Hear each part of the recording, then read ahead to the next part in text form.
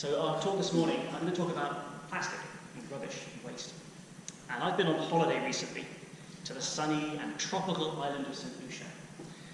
As with any holiday to a place like that, I hope and expect a little heat, and it's a little disappointing to see that back here in the UK, you lot enjoyed absolutely fantastic weather through July as well.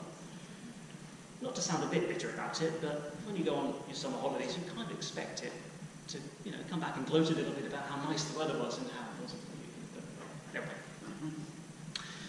We stayed at quite a fancy hotel.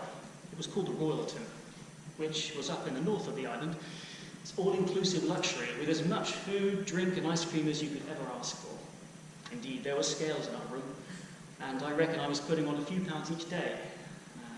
Room service and poolside service too, if you wanted, and some guests did. You could spend all your time at the resort, on a lounger, by the pool or the beach, having food and drink delivered to you. Now, although I've got older, my hair's first darkened and now started showing the old sign of grey, I've always been a bit of a ginger at heart. Indeed, I used to be a carrot top. There's me with my twin brother. I think I'm the one on the right. Might be the left. I can't tell the difference. Still, I've always had to be careful in the sun, lest I burn to a crisp.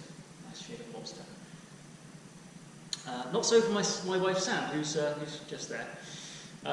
She positively soaks up the sun. Here's me, it's just my feet there, doing my best to remain out of the sun. But Sam, she's a human sundial. She's doing her utmost to expose herself to all of it. I affectionately refer to my Sam as a gecko, needing the heat of the sun to recharge. I mean this in an endearing way. Please don't tell Sam that I refer to her as a lizard or a reptile. So, being sensible in the heat, I tended to forgo the alcoholic cocktails or beer. I'd go for a soft drink instead. I had a problem with that though. Every drink I received, and being so hot, I had a lot of them, they came with a plastic straw. I'd ask, as I ordered the drink, for no straw, but try as I might, the drink would arrive, straw included. An American guest at the hotel asked me what my problem with the straw was, and for me, it's what happens to the straw when I'm finished with it. It really isn't likely to be recycled, and would just become litter or landfill. He scoffed. What's one straw, he counted. Ask the people who live by the sea in the Dominican Republic. That's less than 700 miles from my nice, clean beach. Lies a beach that's anything but. This isn't archive footage, by the way. It's from earlier this year. It's earlier in July. And I think it's from the end of the hurricane season, or the start of the hurricane season, but in any case, all the waste gets sent somewhere, and it's to the poor people in the Dominican Republic. And I think they're still cleaning up the mess now. I'd like you to meet someone who no doubt would be saddened by the state of the world today. St. Francis of Assisi, patron saint of animals and the environment, could be viewed as the original Earth Day advocate. His devotion to God was expressed through his love of all of God's creation. St. Francis, he cared for the poor and the sick. He preached sermons to animals and praised all creatures as brothers and sisters under God. If our goal as Christians is to emulate Jesus and live as close to a Christ-like life as possible, St. Francis probably came one of the closest. He forsook material wealth and prestige, even to the point of giving away his father's money, which I'm sure didn't go down very well, and his own clothes, and at the time received a vision in a dilapidated church. The icon of Christ crucified said to him, "Francis, Francis, go and repair my house, which, as you can see, is falling into ruins." And here started a life of poverty and devotion to Christ.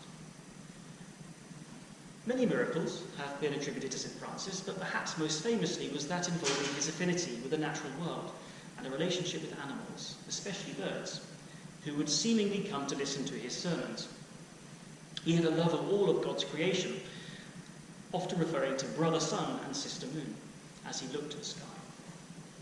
He saw in everything a part of God's creation, and thus common parentage for himself and the world around him under the same creator God.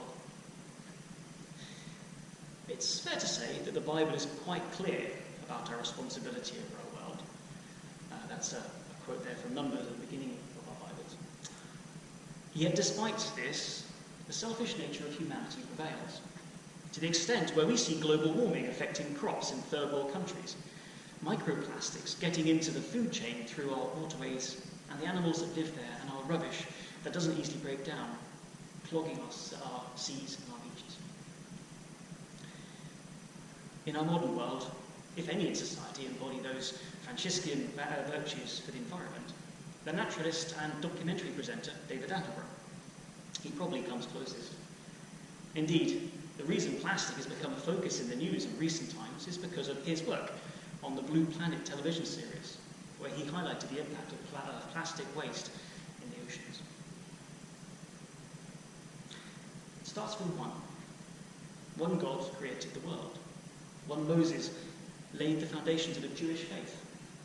One Jesus demonstrated the loving grace of a creator and opened the door of salvation for billions of Christians worldwide.